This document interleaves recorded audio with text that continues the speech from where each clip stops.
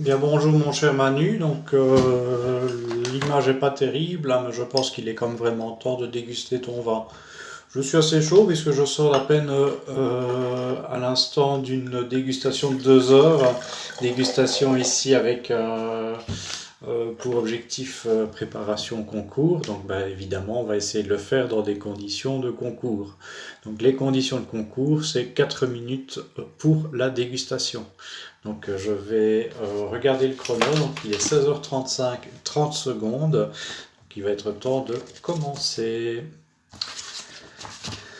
Quelques petites notes, mais c'est rien par rapport au vin que j'ouvre à peine aujourd'hui, hein. Voilà, on va commencer ici par l'aspect visuel, hein. Donc on a une belle robe grenat, une robe grenat avec belle limpidité, donc aucune turbidité, hein.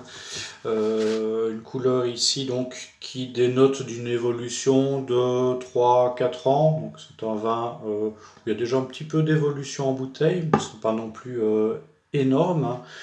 Euh,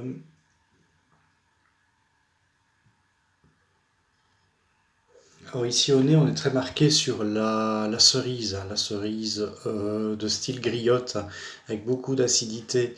Donc j'ai presque envie directement de partir sur l'idée de vin nature, hein, puisque on est vraiment sur ce petit noyau de cerise qui m'évoque la fermentation spontanée en levure adigène, comme on pourrait trouver sur certaines criques, hein. Euh,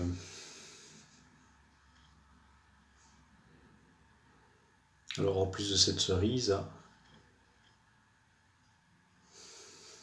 on a des petites notes un peu très légèrement végétales.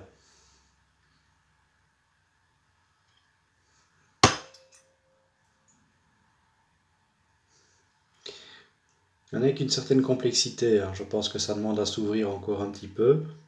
Belle intensité. Si élevage il y a, en tout cas, on n'a pas l'impression que c'est très marqué. Donc on va être sur un vin, s'il n'y a pas d'élevage en barrique, donc on va être sur de la cuve inox ou alors vraiment du vieux foudre, du vieux foudre de chêne.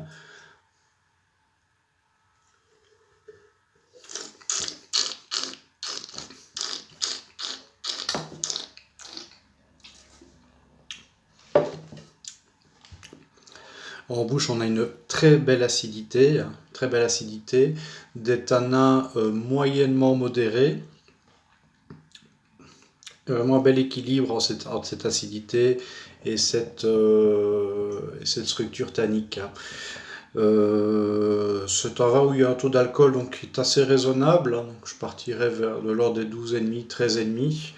Donc c'est un taux d'alcool moyen. Il n'y a pas énormément de corps, hein, donc pas énormément d'intensité aromatique, hein. C'est plutôt un vin construit sur la finesse, hein, sur l'élégance.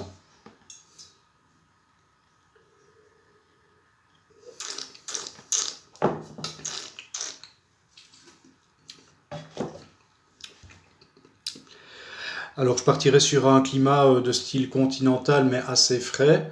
J'aurais envie de rester sur la France, hein, très clairement.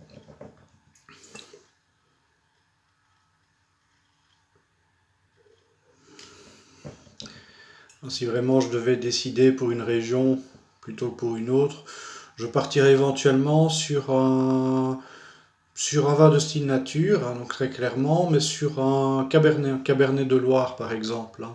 J'ai pu déguster des expressions finalement assez similaires, hein, dans des régions comme Saumur par exemple.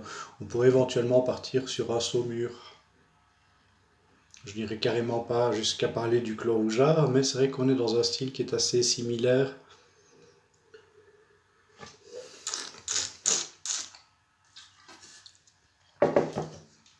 Une belle longueur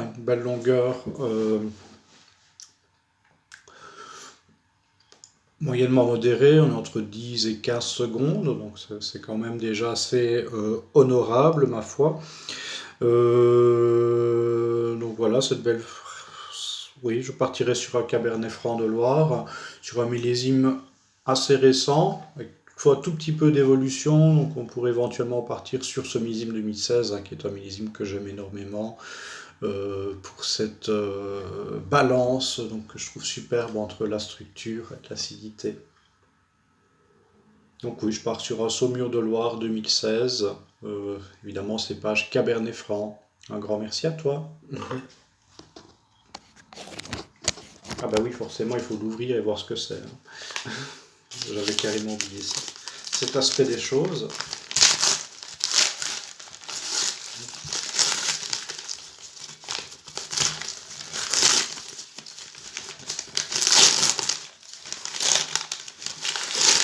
Et il m'a sorti un vin belge, évidemment. Un vin belge, cépage à Colomb, ici, apparemment.